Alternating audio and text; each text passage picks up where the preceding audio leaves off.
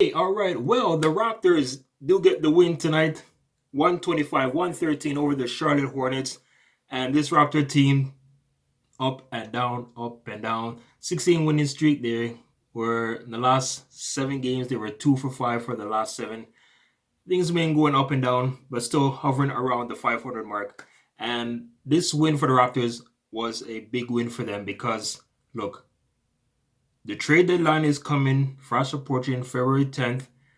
And I said in my recent post game reaction on Sunday after the Raptors got embarrassed, losing to the Portland Trailblazers, which they shouldn't.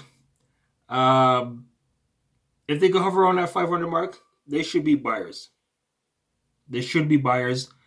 And the Raptors know that they can play with teams that are above 500, like Charlotte. They have been one of the most surprising teams so far. They are in seventh. And I was listening to the radio earlier today. They're saying that, hey, that the Charlotte Hornets could be one of those teams that the Raptors fighting for a playoff spot and get the win, big win, uh, despite having no Van Fleet, no Scotty Barnes. Both were out tonight. The Raptors still get a win. Charlotte was short-handed also, but it felt like this game could have gone either way. And in a game tonight where the Raptors outscore the Hornets, winning, let's just look at the 3 out of 4 quarters. So the first quarter, Raptors winning that quarter 39-27. Great offensive going for the Raptors. Everything was clicking. Second quarter, 37-34 for the Raps. So at the break, they were up 76-51.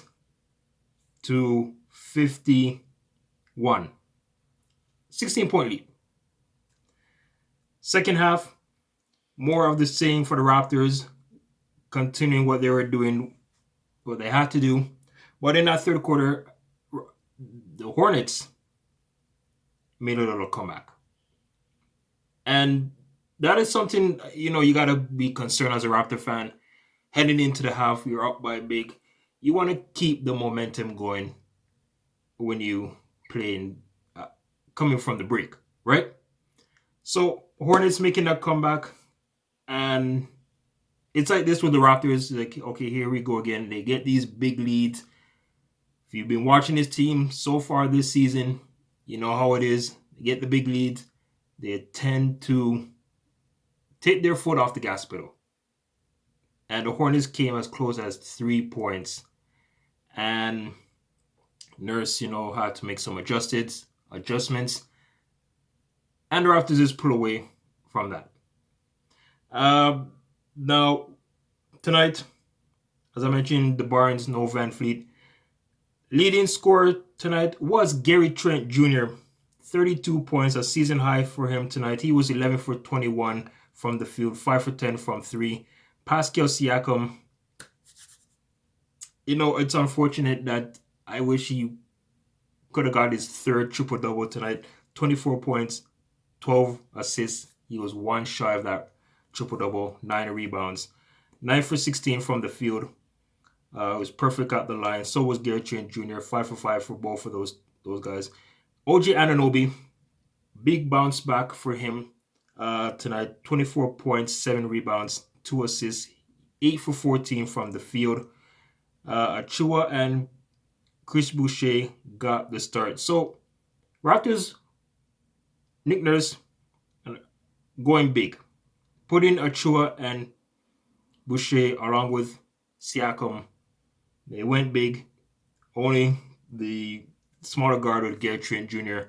Playing in that starting role. Off the bench, a lot of players played tonight.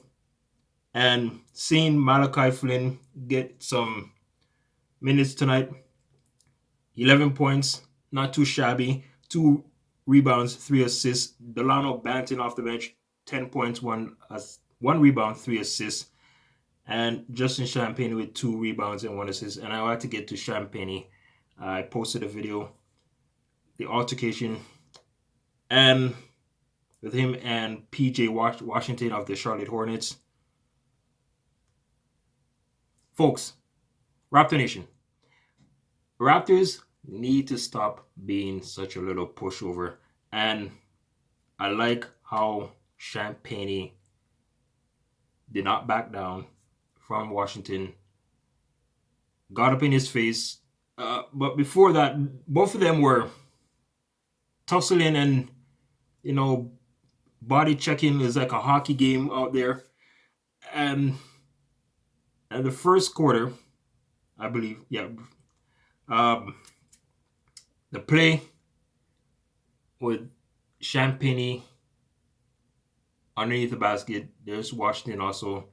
Champagnie kind of elbows Washington in the back. Washington doesn't like that. They start pushing and things gotta clear up. But what I gotta say is Raptors need to look at other teams and say, look, you're not gonna do this to us. We are gonna come out, even if one of our players get ejected, which you don't want to see. But look, you can't be having guys pushing the other team playing physical against you. And if the Raptors can find ways to this, not being run over, not being bullied, they could be in games such like this one. For the Charlotte Hornets tonight, Mikal Bridges, 22 points, 4 rebounds, 3 assists. He was 6 for 10 from the field. Terry Rozier, 12 points, 3 rebounds, 6 assists. LaMelo Ball, 25 points, 3 rebounds, 7 assists. He was 8 for 16 from the field. Off the bench, Book Knight. Never heard of this guy before. 18 points off the bench for the Charlotte Hornets. 6 for 11 from the field. And looking at the box scores, team by team, Raptors winning the field goal percentage at 52% tonight. Both teams were below 50% on their threes. But Charlotte Hornets, they couldn't make much threes in this game, only shooting 10 for 31. That's 32% for them. Raptors were not any better, 16 for 34 or 47%. From the free throw line, both teams hitting 23 apiece, but the Raptors winning that one 79% there. And the Raptors winning the rebound category at 52 to 44. Turnovers, 14 for the Raptors, 12 for the Hornets. Raptors got 7 blocks in this game. Fast break points. The Hornets winning that one 18 to 14 on that one. So the Raptors, no rest. They got to get back ready for the Bulls tomorrow in Chicago. So that's one of the games that have been was postponed that they're making up right now. And the next couple of games, there's some big games for the Raptors where it might determine how they will be, if they are contenders or pretenders. All right. So that's going to do it for me. My player of the game, I'm giving it to Pascal Siakam, although the triple-double did not happen. Nurse took him out with the Raptors. They were up with the lead. So I wanted to see that, but did not happen. And who is your player of the game? Let me know, comment down below. This is RPGT with a post-game recap. Thank you for watching, and you have a wonderful night. See you.